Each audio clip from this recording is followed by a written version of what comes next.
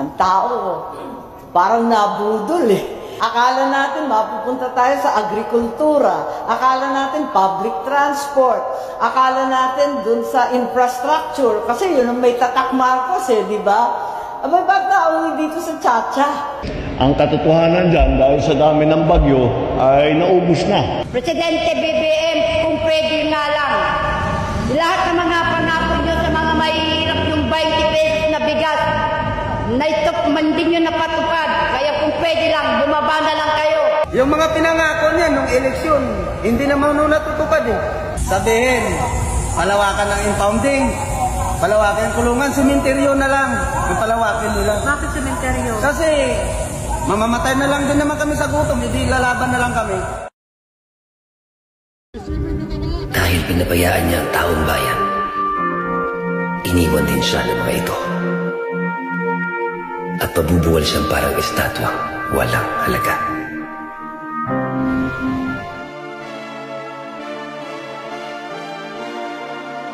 Once upon a time, I was president. If you are now the president, you have to unite the country. You do not go there to divide people. Papayag ka bang mailibing sa libingan ng mga bayani si dating Pangulong Marcos? Yes, definitely yes. Because it has divided the country until now.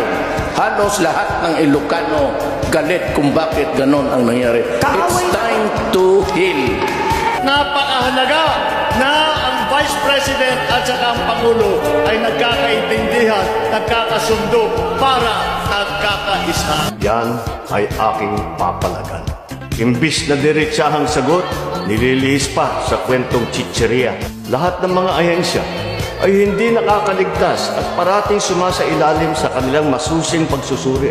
Naibigay mo na, tapos babawiin mo, medyo mahirap yan, no? Ayon kay Llamas, hindi kailangang bawasan ng pensyon ng mga sundalo dahil may iba pang maaaring pagkunan ng pondo. Incremental increase ng sweldo ninyo. Pangako ko dublado.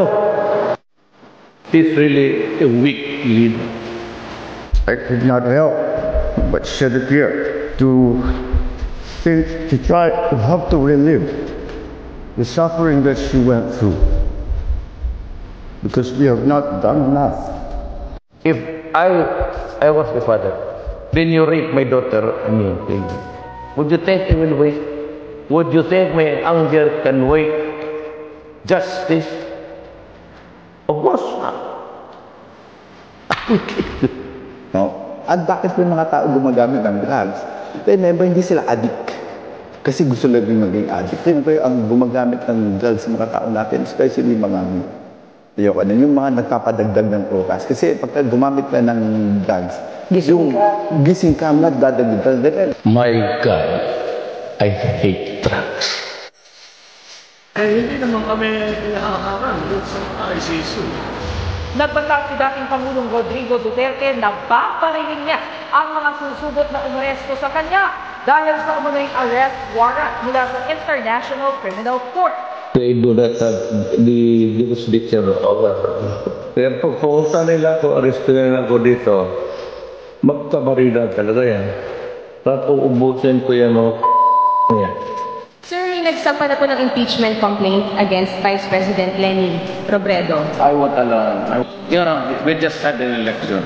Guys, Leo, let's stop it.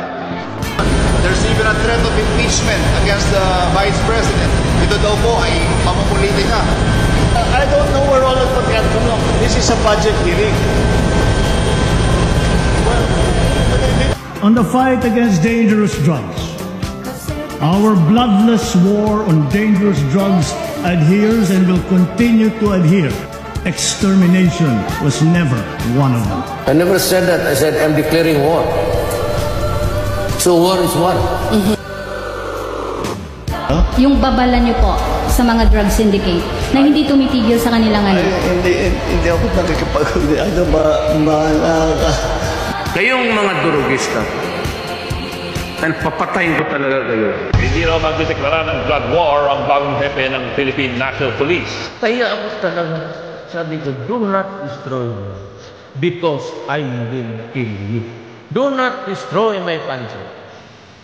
And do not destroy the youth. We value preservation of life, and that hindi po natin kailangan na pagtatakutin ang mga kriminal. Your concern is human rights. Mine is human lives. My campaign against drugs will not stop until the last pusher and the last drug lord are... Nakakabahala ang mga pahayag na narinig natin itong mga nakarang. Inang damo galit, sinainit ng ulo.